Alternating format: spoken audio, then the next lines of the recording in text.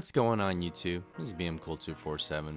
Here's my Water Machine deck profile in the Yu-Gi-Oh! Good format. It's based around this guy right here, who can attack directly as long as Umi's on the field.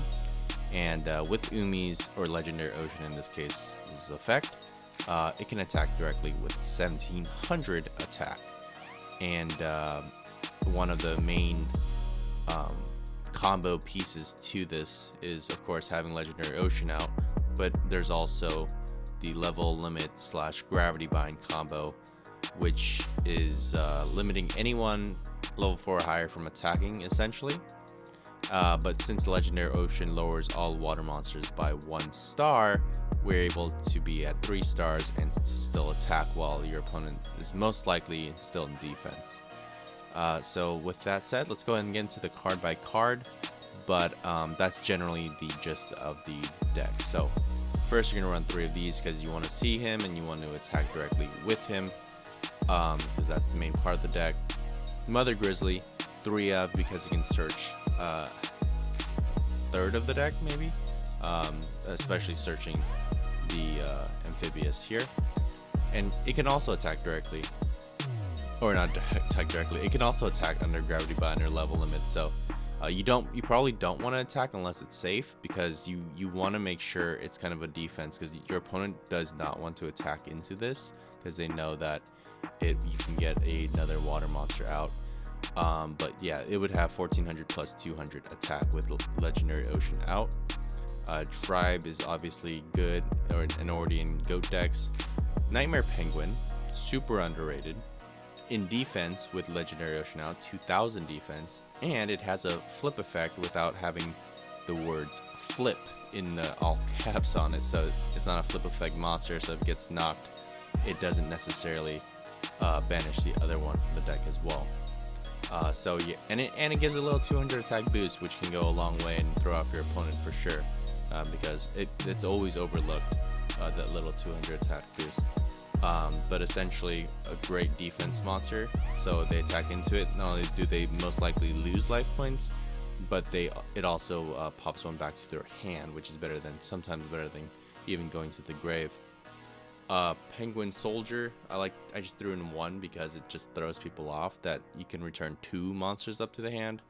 Yomi Ship just destroys, which is really nice, and searchable from Mother Grizzly, so they don't want to attack into that.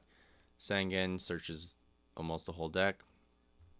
Breaker just because Tsukiyomi works well with Magician of Faith, because Magician of Faith, there's a lot of spells to recover from this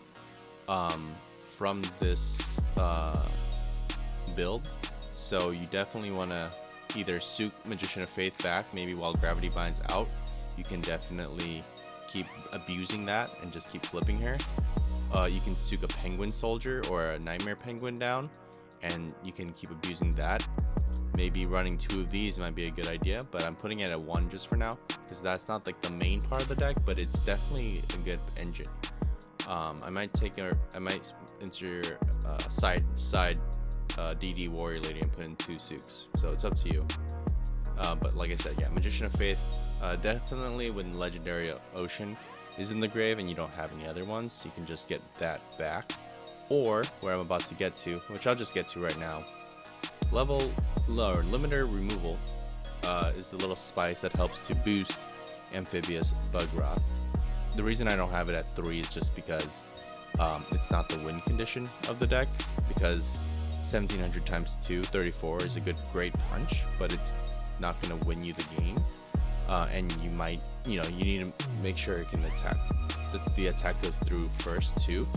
So the way you want to do this is when you attack with Amphibious and they have a set card, when you're attacking directly, you ask, can this attack go through?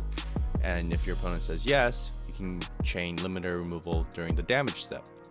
Now, if they say, or if they try to mirror force after you use limiter removal, they can't, because you're already in the damage step, and that's already past the window that they had. So just keep that in mind. Always save this until formally announcing, or after they formally announce the attack can go through, to surprise them with the extra double of the attack. So yeah, and then but yeah, if they say no, I'm gonna chain Mirror Force, then don't even use limiter removal, because it would be a waste, because it would be dead before the damage that there. Prima can just get back a lot of these good monsters here. Just a lot of, you know, typical Legendary Ocean water build. Knock, like sometimes you can Tsukiyomi something on their side and knock them in case it's a problem monster. So yeah, I'm definitely probably gonna put in a second Suk there. 3 of these guys are all level 4 lower or higher, cannot attack essentially, is what they have. I like Gravity Bind more than Level Limit just because these are more surprise to the opponent. Some staples, and then Solemn to protect.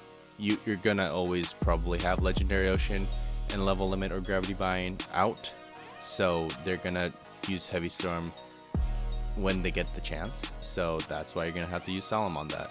Save this for the heavy, or save this for Level Limit or Gravity Bind. You can afford losing a Legendary Ocean because there's so many ways to get it back.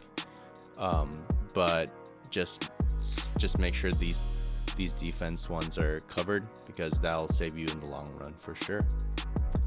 All right, hope you like this profile. It's fun to play, and I highly recommend it. So thanks for watching.